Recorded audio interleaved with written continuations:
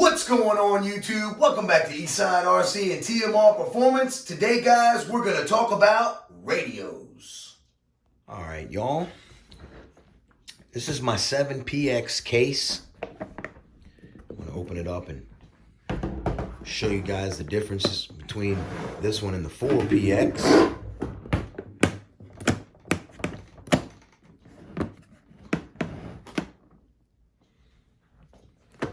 Only I don't have a 4PX. All right, pretty much the same.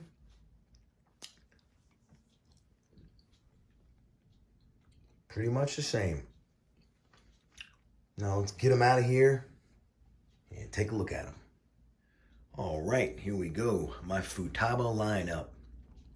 This would be good, better, and I guess the best.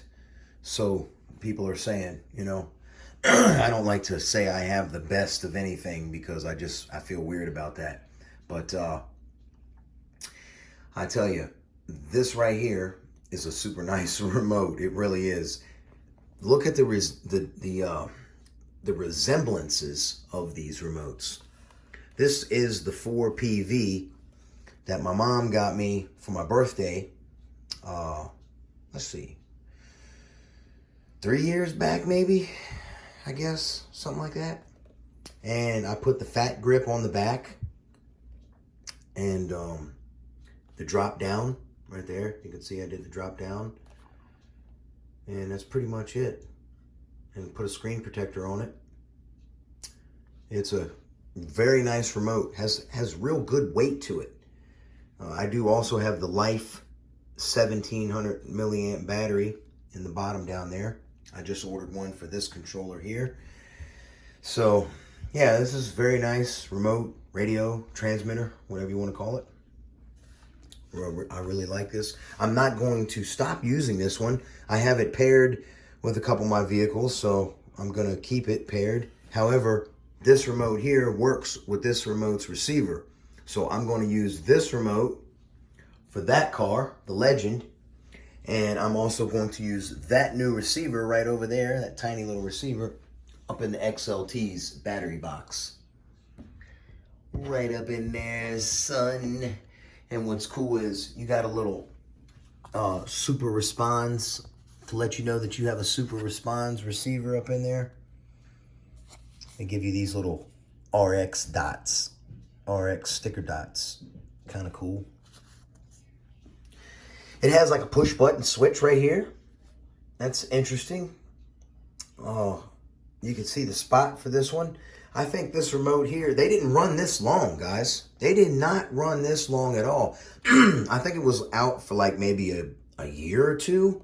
It wasn't out long at all. They discontinued this really quick, probably because it was only 200 and like, I think it was 279 bucks, and I got it for a discount from Tower Hobbies at like, I think it was 229 bucks or 239. One of those prices. I don't remember exactly. This one I got for 673 bucks from Tower Hobbies. Out the door. You know, would have got it for 650, but I had to pay some tax on it.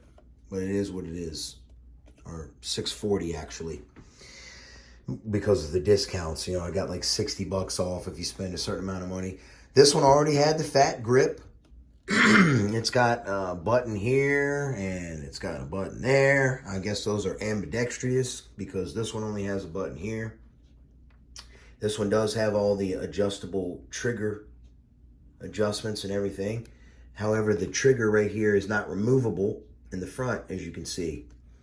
This trigger is removable in the front. See right there? And see the straightness of it? Well, I'm going to swap that out with this curved trigger right here. Because as you can see, when your finger's up in here, you know, just the way it's pressing on, I'll have that one swings out more, and it's more of a curvature to my finger. So it'll make braking feel a little better, you know. Real nice tension of this spring. You can adjust that as well too, just like the 4PV. Has another switch right there that you could use as a kill switch. You know, my thumb can't reach it because it's shorty, stubby thumb. But this here is what I'll be using as the kill switch, push button 3, just like this kill switch here on the 4PV. And if you notice, this one has a touch screen, a little touch mouse. This one has a toggle switch. You got your buttons here for selecting up and down. You don't have any of that buttons here because this is a touch screen. Crazy, crazy, man. It's like my phone there. You know, this thing is amazing. I work hard, guys, and you know, I play hard. So that's why I got myself this thing. I still got to pay for it when I get paid next month. Charge it now, pay for it next month. It's all good. They have the two, both of them have a flip up antenna, as you can see.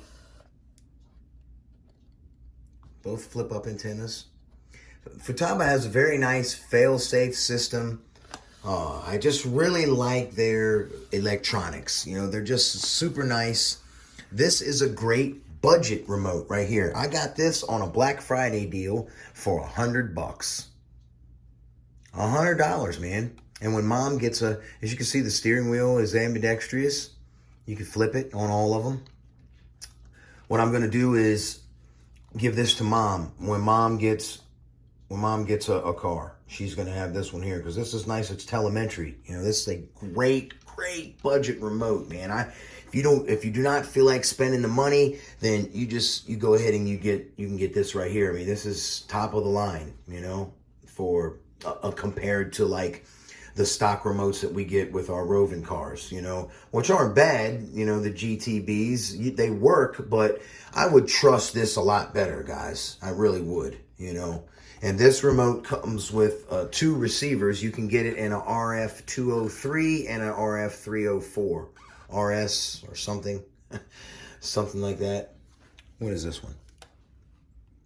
Yeah, just a R. So it'll be a R304 and a R203 that this one here comes with.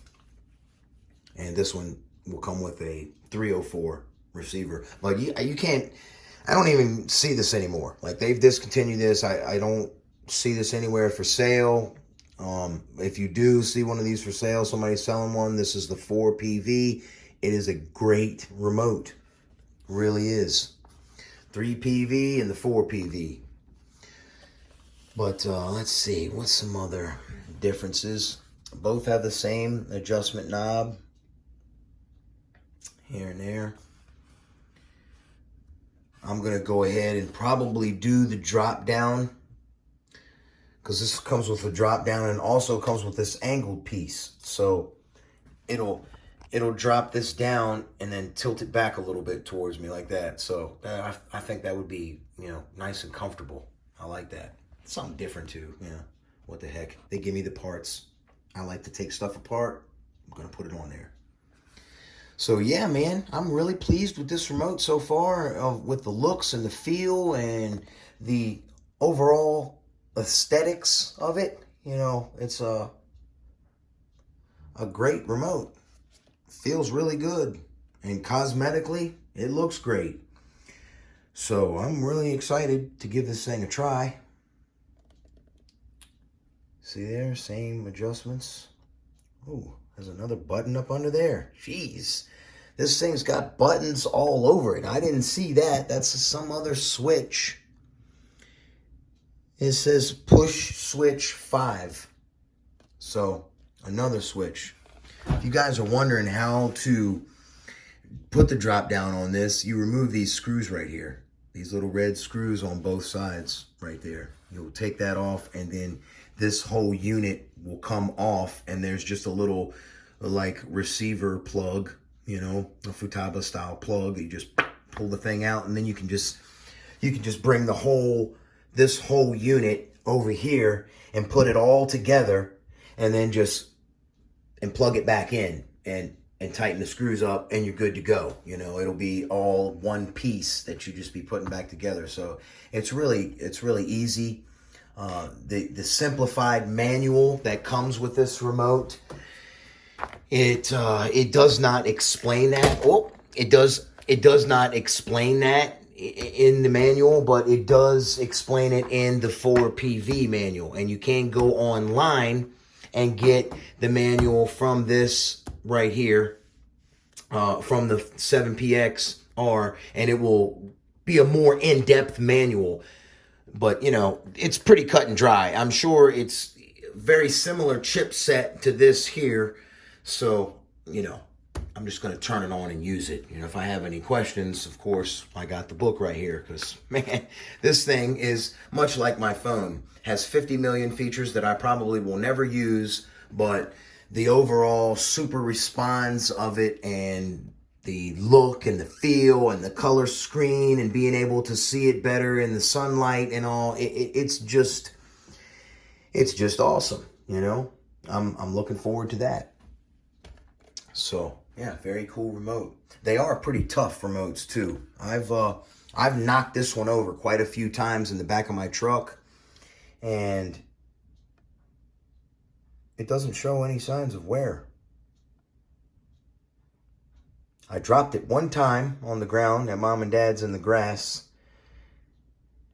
and it fell like this, boonk, and it didn't hurt it. So they are pretty tough. However, I won't be dropping my high dollar remote because I got the Futaba thing to wear around my neck here, so I'm going to be wearing that for sure. One other feature I forgot to show you guys is the antenna that flips up here on the 4PV. If you notice, there's just a flat spot there. Okay? These antennas flip up for a super long range. You know, if you're really, really cracking this thing far away, you know. Here you go. This one, when you crank it up, has an SD card slot. See it right there? For updating and whatnot. And recording data. Okay? Pretty cool. Just thought I'd let you guys know that one. Oh, more billet. Bone white arms for the legend. Alright, y'all. Well, that's going to do it for this video, man. I hope y'all enjoyed it. I hope that was a thorough review of the features and whatnot, of the different features and whatnot of the remotes. They are all three great remotes. I recommend each one. You know, they really work great. The 4PV I've been using. I also use the 3PV on the Wasp. They're great remotes. They really are. I can't say anything bad about any of them. I will say the Futaba T3PV, I notice when I get all the way to the other end of my dad's field, the signal is a little bit slower. It's actually a lot slower compared to my 4PV. And the other remote, the 7PX, is supposed to be a super response. So I can't wait to try that out. It's supposed to be, you know, just really crisp and fast, even all the way out. And like the handle shakes and everything when you hit the brakes and stuff. So it totally is for an increase of the sensory effect while you're out brapping. So thought that was pretty cool.